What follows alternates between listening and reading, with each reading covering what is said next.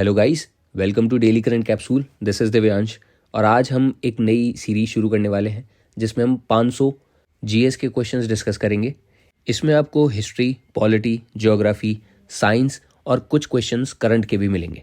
तो अगर आप किसी भी एग्ज़ाम की तैयारी कर रहे हो, चाहे वो बैंक का हो, रेलवेज़ का हो या फिर यूपी पुलिस के निकले हुए हैं अभी कांस्टेबल का, आप इस वीडियो को देख सकते हैं। ये सब के लिए है, सीडीएस एनडीए वाले बच्चों के लिए सब लोग इसे देख सकते हैं क्योंकि जीएस के क्वेश्चंस ऑलमोस्ट सेम होते हैं। थोड़ा बहुत लेवल ऊपर नीचे होता है, लेकिन हम हर क्वेश्चन को डिस्कस करते हुए चलेंगे तो इससे आपका रिवीजन अच्छे से हो पाएगा। तो विदाउट एनी फर्दर डिले इस वीडियो को भी हम स्टार्ट करते हैं। The first women IAS officer of India. Question ध्यान से पढ़िएगा, उसके बाद उसका आंसर करिएगा। किरण बेदी पे टिक मत लगा देना। किरण बेदी पहली आईपीएस ऑफिसर थी। इस क्वेश्चन में पूछा है पहली आईएएस ऑफिसर। पहली आईएएस ऑफिसर थी अन्ना राजम मल्होत्रा। ये 1951 में बनी थी।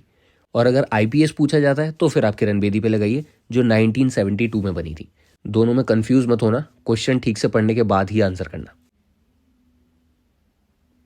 In banking the full form of RTGS is. ये फुल फॉर्म वाले क्वेश्चंस भी बहुत आते हैं एग्जाम्स में। और जैसे आरटीजीएस, एनईएफटी, आईएमपीएस, ये कुछ बेसिक टर्मिनोलॉजीज हैं बैंकिंग की जिनके बारे में आपको पता होना चाहिए।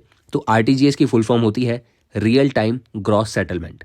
फिर एक ऐसा आता है एनईएफटी यानी नेशनल इलेक्ट्रॉनिक फंड ट्रांसफ़र। एक होता है आईएमपीएस यानी कि इमीडिएट मनी पेमेंट सर्विस। ये फुल फॉर्म्स बहुत ईजी होती हैं, आप एक दो बार इन्हें लिखेंगे या पढ़ेंगे तो आपको याद हो जाएंगी। The supersonic jet planes fly in which of these following layers of earth's atmosphere. पहले आपको अर्थ्स एटमॉस्फेयर के बारे में बता देता हूँ। 5 लेयर होती हैं। सबसे पहले होती है आपकी ट्रोपोस्फेयर जो आपकी ऐसी 15-20 किलोमीटर तक रहती है। उसके बाद आती है स्ट्रेटोस्फेयर जो आपकी 50 किलोमीटर तक जाती है। उसके ऊपर आती है मीजोस्फेयर। अगर कोई पूछे कि सबसे ठंडी लेयर कौन सी होती है जहाँ पर टेम्परेचर बहुत ज़्यादा माइनस में रहता है, तो वो है मीजोस्फेयर। यहाँ टेम्परेचर बहुत ज़्यादा नीचे रहता है। जैसे जैसे आप अर्थ से ऊपर जाते रहते हो टेम्परेचर गिरता रहता है। ट्रोपोस्फेयर में नॉर्मल रहता है, स्ट्रेटोस्फेयर में और गिर जाता है और सबसे कम हो जाता है मीजोस्फेयर में। लेकिन जैसे ही आप मीजोस्फेयर पार करते हो यानी 100 किलोमीटर के बाद से आ जाता है थर्मोस्फेयर जिसे आइनोस्फेयर भी कहते हैं। तो वहाँ से टेम्परेचर गर्म होने लगता है। उसके बाद आता है एक्सोस्फेयर जहाँ पर और नॉर्मल गर्म टेम्परेचर रहता है। एक्सोस्फेयर यानी फिर वो स्पेस ही आ जाती है जहाँ पर आपकी स्पेस क्राफ्ट वगैरह और सैटेलाइट्स होती हैं। यहाँ पूछा गया है सुपरसोनिक जेट का, वो आपके उड़ते हैं स्ट्रेटोस्फेयर में। अब स्ट्रेटोस्फेयर भी दो तरह के होते हैं, एक अपर और एक लोअर। तो लोअर स्ट्रेटोस्फेयर जो होता है उसमें उड़ते हैं आपके जेट प्लेन्स। ट्रोपोस्फेयर में आपकी सारी एनवायरमेंटल जो एक्टिविटीज़ होती हैं, तूफान वगैरह, वो सब ट्रोपोस्फेयर में होते हैं। फिर एक होती हैं ऑरोरा लाइटिंग्स। आपने देखा होगा नॉर्वे वगैरह में आसमान में ब्लू कलर की, पर्पल कलर की लाइटिंग्स बहुत दिखती हैं। बहुत टूरिस्ट भी जाते हैं जिसे देखने के लिए। तो वो कौन से लेयर में होती हैं? ये वैसे अभी तक मेरी जानकारी में किसी एग्जाम में पूछा नहीं गया है, लेकिन कुछ भरोसा नहीं है, पूछ ले तो। बाकी सब पूछ चुके हैं। ये ऑरोरा लाइटिंग्स होती हैं थर्मोस्फेयर में, आइनोस्फेयर कहते हैं जिसे। ठीक है। फिर एक क्वेश्चन पूछा जाता है ओजोन के ऊपर कि ओजोन लेयर कौन सी लेयर में होती है। तो ओजोन भी दो तरह की लेयर होती हैं, एक गुड ओजोन होती है, एक बैड ओजोन होती है। गुड ओजोन वो होती है जो हमें अल्ट्रावायलेट रेडिएशन से बचाती है, वो होती है स्ट्रेटोस्फेयर में। एक होती है बैड ओजोन। बैड ओजोन होती है आपकी ट्रोपोस्फेयर में, उसके नीचे। वो उसे बैड इसलिए कहते हैं क्योंकि अर्थ में जितनी हीट निकलती है वो उसे ट्रैप कर लेती है, उसे बाहर नहीं जाने देती, जिसकी वजह से अर्थ का टेम्परेचर गर्म होता रहता है और ग्लोबल वार्मिंग होती है। इसलिए उसे बैड ओजोन बोलते हैं। अगर ओजोन नापने का यूनिट पूछा जाए, ओजोन की मोटाई नापने का, तो वो होता है डॉप्सन्स यूनिट। ये क्वेश्चन बहुत बार पूछा जा चुका है एग्जाम्स में, डॉप्सन यूनिट का, तो इसे याद रखिएगा। Consumption of water with high concentration of arsenic leads to. अगर पानी में आर्सेनिक की मात्रा बहुत ज़्यादा हो जाती है तो कौन सा डिजीज़ होता है? ये भी बहुत बार आ चुका है क्वेश्चन एग्जाम में कि अगर आर्सेनिक की मात्रा ज़्यादा हो जाए तो कौन सा डिजीज़ होगा। मरकरी की ज़्यादा हो जाती है तो कौन सा होता है, कैडमियम की ज़्यादा होने पे कौन सा होता है। तो ध्यान रखिएगा, अगर आर्सेनिक की मात्रा पानी में ज़्यादा है तो ब्लैक फुट डिजीज़ होता है। अगर मरकरी की मात्रा ज़्यादा हो जाती है तो मिनीमाटा डिजीज़ होता है। नाइट्रेट की ज़्यादा होने पर ब्लू बेबी डिजीज़, और कैडमियम की मात्रा अगर पानी में ज़्यादा हो जाती है तो इटाई इटाई डिजीज़ होता है। ये 4 डिजीज़ हैं, चारों अलग अलग केमिकल्स की वजह से होते हैं। तो ध्यान रखिएगा, कंफ्यूज मत होइएगा। मिनीमाटा डिजीज़ होता है मरकरी की वजह से, से आप याद रख सकते हो। ब्लू बेबी डिजीज़ होता है नाइट्राइट की वजह से। इटाई इटाई डिजीज़ होता है कैडमियम की वजह से। और ब्लैक फुट डिजीज़ होता है अगर पानी में आर्सेनिक ज़्यादा हो उसकी वजह से। The first state implementing fully organic farming practices in India is. India की सबसे पहली और अभी तक की एक ही स्टेट है जो फुली ऑर्गेनिक स्टेट डिक्लेयर हुई है, और वो है सिक्किम। 2003 से इन्होंने ऑर्गेनिक फार्मिंग स्टार्ट की थी, लेकिन 2016 में आके इन्हें फुली ऑर्गेनिक स्टेट डिक्लेयर कर दिया गया है। और अब सिक्किम इंडिया की ही नहीं, पूरे वर्ल्ड की इकलौती ऐसी स्टेट है जो फुली ऑर्गेनिक है। सर्टिफिकेट वगैरह सब हैं यहाँ पे, जितने भी फार्म्स हैं उन सब पे। तो सिक्किम के जो सीएम हैं वो हैं प्रेम सिंह तमांग, गवर्नर हैं यहाँ के लक्ष्मण प्रसाद आचार्य, और पैक्योंग एयरपोर्ट है सिक्किम में, कैपिटल है इसकी गैंगटॉक, और इसे कंप्लीट स्टेट का दर्जा मिला था 1975 में। ये सिक्किम हमारी 22वीं स्टेट बनी थी, 22वें नंबर की स्टेट, जब 36 कॉन्स्टिट्यूशनल अमेंडमेंट एक्ट पास हुआ था 1975 में। उस टाइम इसे पूरी स्टेट का दर्जा दिया गया था। The Bibi ka Maqbara, a tomb of Aurangzeb's wife, is situated in which city. Aurangzeb जो मुगल डायनेस्टी का 6 नंबर का राजा था, बाबर, हुमायूं, अकबर, जहांगीर और शाहजहां के बाद, और ये मुगल डायनेस्टी का आखिरी राजा था जिसने कुछ काम वाम किया था। इसके बाद से 1707 में इसके मरने के बाद से मुगल डायनेस्टी का डाउनफॉल शुरू हो गया था। वैसे तो टोटल 21 राजा थे मुगल डायनेस्टी में, लेकिन शुरू के 6 ही थे जिन्होंने कुछ काम वाम किया था। पढ़ने लायक मैटर देके गए हैं जो हमें। तो इसने ये मकबरा बनाया था, बीवी का मकबरा, औरंगाबाद में। इसके अलावा इसने मोती मस्जिद भी बनाई है दिल्ली में, और एक बादशाही मस्जिद इसने बनाई थी लाहौर में। ये 3 मेन मॉन्यूमेंट्स थे जो इसने बनाए थे। The first country in which Buddhism was propagated outside India is. Buddhism का प्रचार करवाया था अशोका द ग्रेट ने। इन्होंने अपनी बेटी संघमित्रा और अपने बेटे महेंद्र को श्रीलंका भेजा था। तो सबसे पहली कंट्री बनी थी श्रीलंका, जहाँ पर बुद्धिज्म का प्रचार हुआ था। वैसे जापान, चाइना और साउथ कोरिया में भी इसका प्रचार हुआ था, लेकिन वो हुआ था कनिष्क के टाइम पर। कनिष्क जो कुषाण डायनेस्टी को बिलोंग करते थे, और इन्हें सेकंड अशोक भी बोला जाता था। अशोक मौर्य डायनेस्टी को बिलोंग करते थे, जिसकी कैपिटल थी Pataliputra. The green flame produced in fireworks is due to the presence of which chemical. Green colour की जो फ्लेम निकलती है वो आती है बेरियम की वजह से। ऐसे ही जो दूसरे कलर्स आते हैं उनका भी आपको पता होना चाहिए।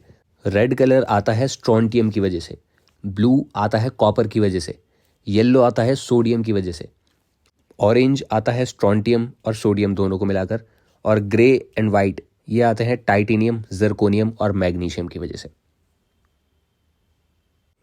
Fly ash, a well known pollutant, is produced by. Fly ash यानी राख, ये ऑयल रिफाइनरी, फर्टिलाइजर या सीमेंट प्लांट की वजह से उतना नहीं होता है जितना थर्मल पावर प्लांट की वजह से होता है। तो इसका मेन रीजन है thermal power plant. The ratio between mile and a kilometre is. 1 kilometre में जैसे आपको पता है 1000 मीटर होते हैं, वैसी 1 माइल में होते हैं 1600 मीटर। तो इसका रेशियो बनेगा 1.6:1 का। एक होता है नॉटिकल माइल्स, जिसे हम समुद्र में यूज़ करते हैं डिस्टेंस नापने के लिए, तो उसमें होते हैं 1852 मीटर्स। सबसे लंबा वही होता है। सबसे छोटा होता है किलोमीटर, 1000 मीटर होते हैं जिसमें।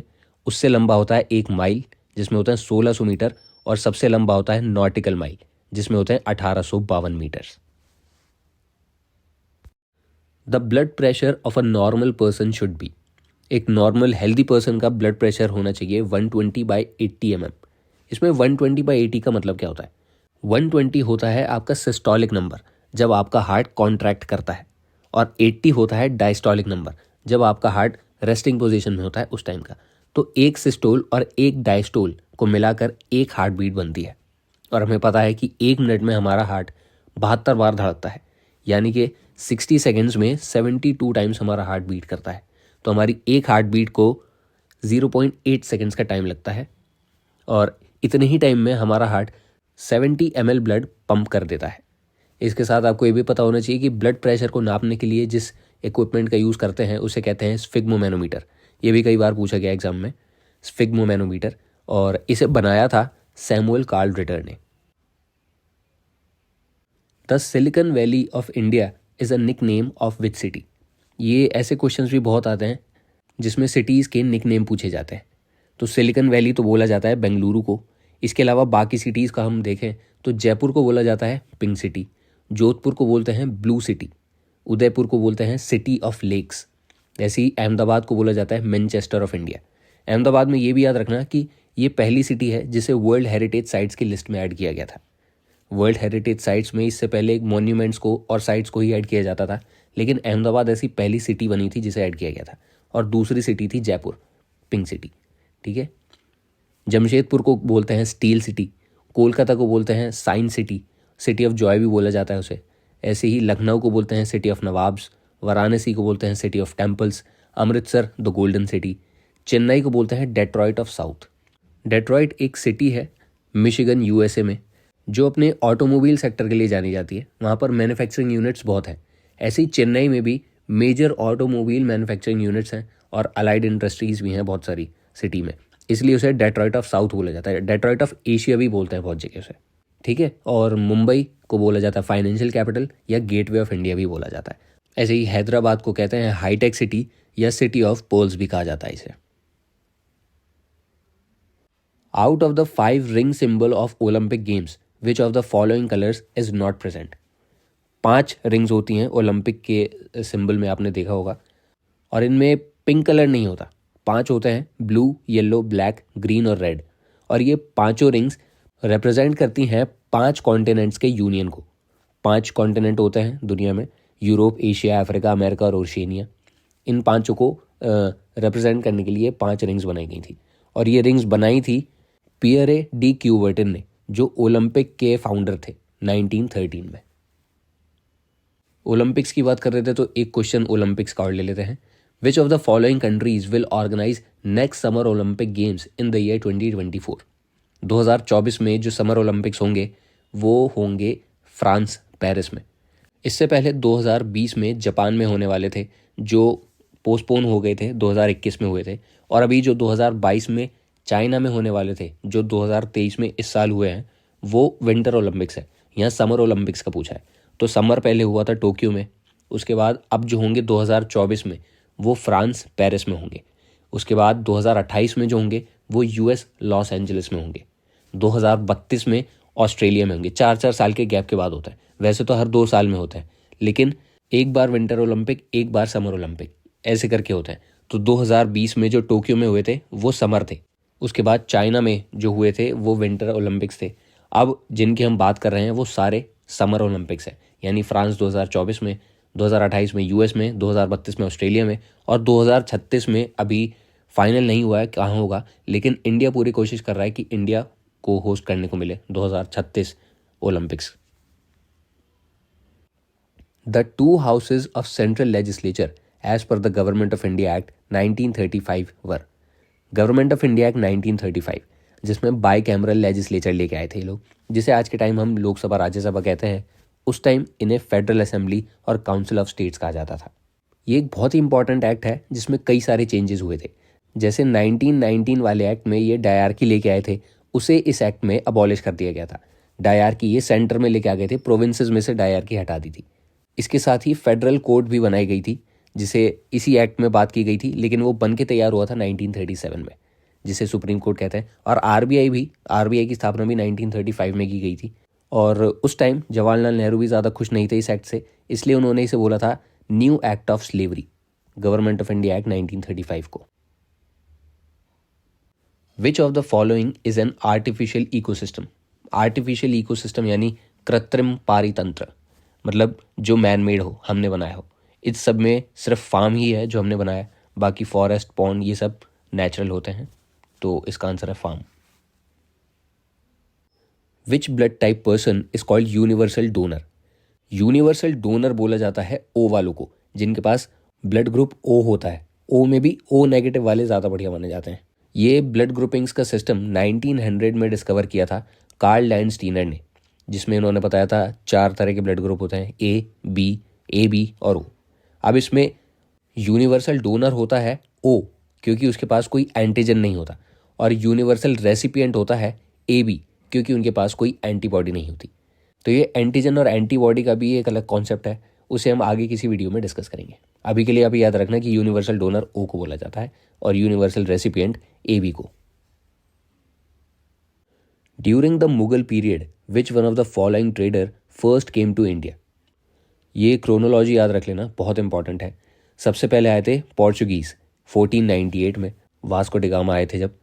उसके बाद आए थे डच 1602 में, डच जो नेदरलैंड्स में रहते हैं। उसके बाद 1608 में ब्रिटिशर्स आए थे। 1616 में आए थे डेन्स, ये डेनमार्क और नॉर्वे वाले हैं। उसके बाद 1624 में फ्रेंच आए थे, सबसे लास्ट में यही आए थे फ्रेंच। सबसे पहले आए थे पोर्चुगीज़ और सबसे लास्ट में यही गए हैं। 1498 में आए थे और 1961 में गए हैं ये गोवा से। तो सबसे लंबे टाइम तक इंडिया में रहने वाले भी यही थे, पोर्चुगीज़।